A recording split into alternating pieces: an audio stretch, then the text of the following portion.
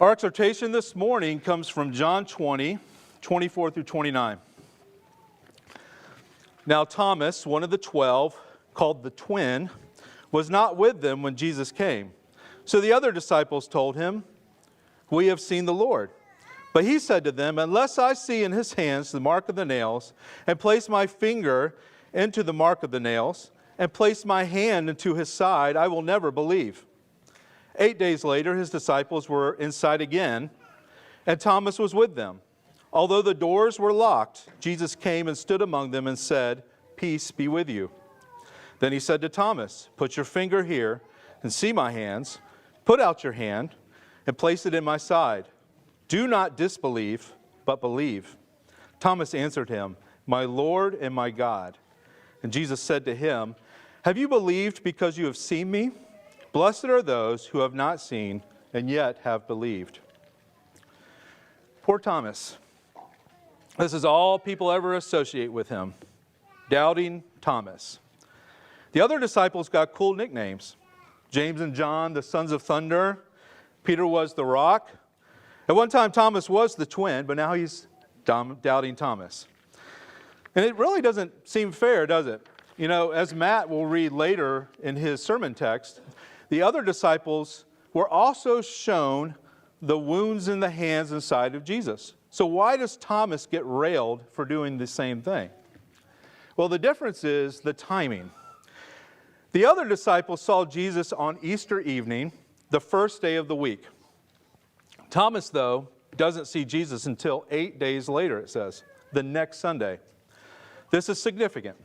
The disciples saw Jesus, and then they told Thomas, but he refused to believe. See, Thomas is the first person to do what we do. Show up on Sunday and believe the testimony of the disciples. We worship in faith. Except he didn't. He refused to believe. But God was gracious. Jesus appeared to Thomas, showed him his wounds, and Thomas responded in worship. Thomas was forgiven. Every 8 days, we show up and are blessed because we have not seen, but we believe. We believe that Jesus conquered death and rose from the grave, and we declare it through our faithful worship.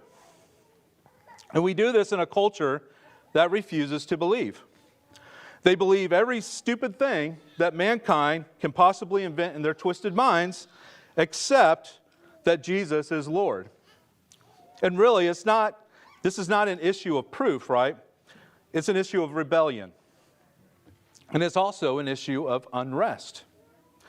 In the Old Covenant, the Sabbath was the seventh day. It was the day of rest.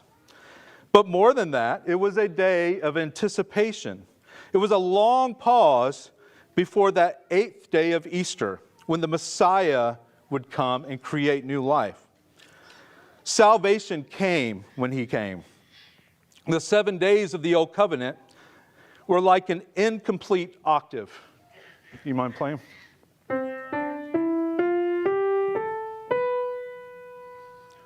That's the Old Covenant. It kind of leaves you wanting something, a completion, right? It doesn't feel right.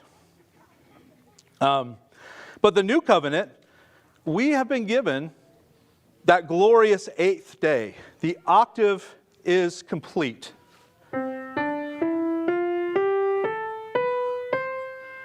That's what Easter is. That's what every Sunday is, every 8th day. Let them have their revolutions. We have our resolutions, our resolution. And so every Sunday, we leave the cacophony of our culture and we draw near to God through His Son, who defeated death on the cross. His finished work means that we can confidently come before God, sinful and broken, knowing that He will take our discordant and dissonant lives and turn it into harmonious praise for His sake, just like He did for Thomas.